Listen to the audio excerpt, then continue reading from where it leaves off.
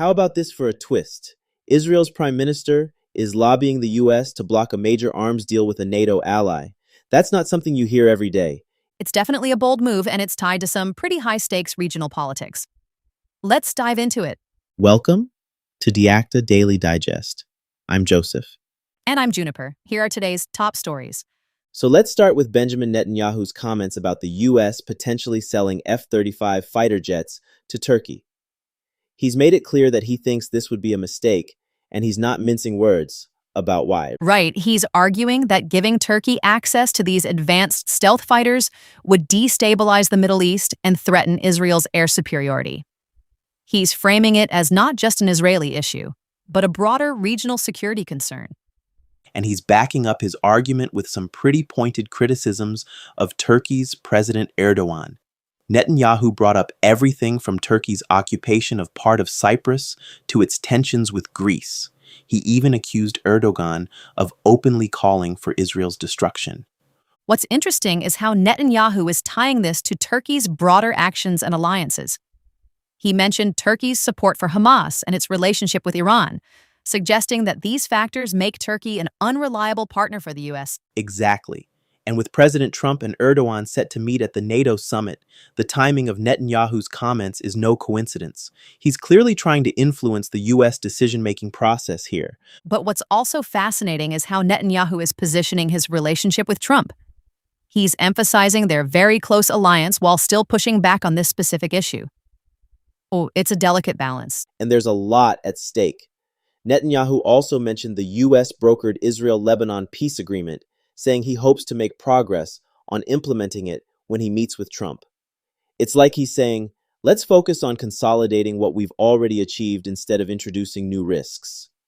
It's a compelling argument, but it also highlights the challenges the U.S. faces in balancing its relationships in the region.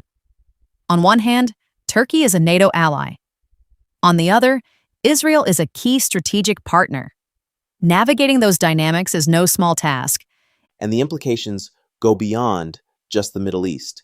If the U.S. does sell these jets to Turkey, it could set a precedent for how advanced military technology is shared or withheld among allies. It's definitely a story to watch. But let's shift gears to something closer to home. Seattle's experience hosting World Cup matches.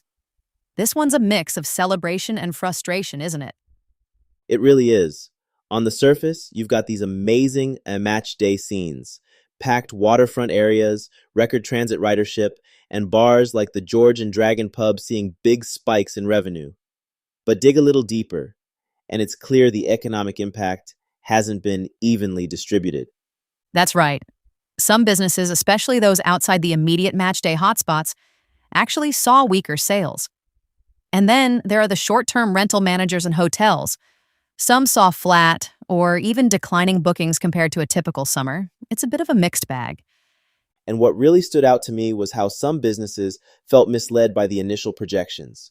Take Vince Vu of An Oi Bake Shop, for example. He was told to prepare for doubled demand, but the reality didn't match those expectations. It's a reminder that even the best laid plans can go awry when you're dealing with an event of this scale. There's also the issue of international versus domestic tourism. Seattle seems to have seen fewer international visitors than expected, partly due to geopolitical factors and travel restrictions. That's a big deal because international tourists tend to spend more and stay longer, which can have a more significant economic impact. And yet, there's still optimism about the long-term benefits.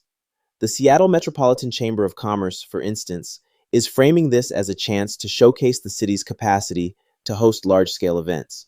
They're hoping it could lead to more opportunities down the line, whether that's future sports events or other kinds of cultural programming. It's a bit of a gamble, though, isn't it?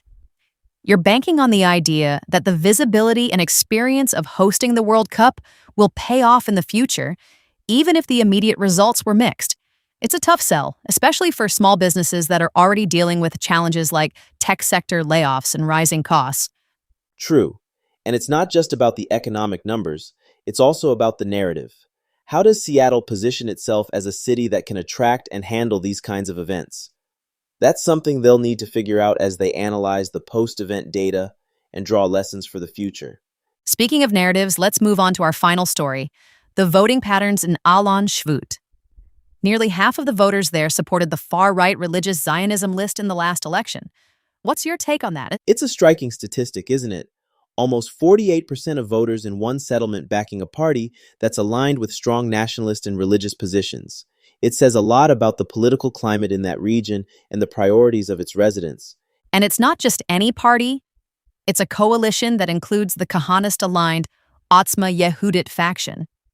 That's significant because it signals a shift toward more hardline policies, especially on issues like security and settlement expansion. It also raises questions about the broader political landscape in Israel. If settlements like Alon Shvut are leaning heavily toward the far right, what does that mean for the country's overall direction? Are we seeing a consolidation of support for these kinds of policies, or is this more of a localized phenomenon? It's hard to say, but it definitely underscores the deep divisions within Israeli society. On one hand, you've got groups pushing for more progressive policies and peace agreements. On the other, you've got communities that feel strongly about maintaining a hardline stance on security and territorial issues. And then there's the role of leaders like Bezalel Smotrich and Itamar Ben-Gvir. Their positions and rhetoric resonate with a certain segment of the population, but they're also highly polarizing figures. It's a delicate balance for any government trying to navigate these competing interests. Absolutely. And as we've seen in other parts of the world, these kinds of divisions can have a profound impact on policymaking and governance. It'll be interesting to see how this plays out in future elections and what it means for Israel's domestic and international policies. No doubt. Well, that's all the time we have for today. Any final thoughts? Just that these stories, while very different, all highlight the complexities of decision-making, whether it's on a global, local, or even community level.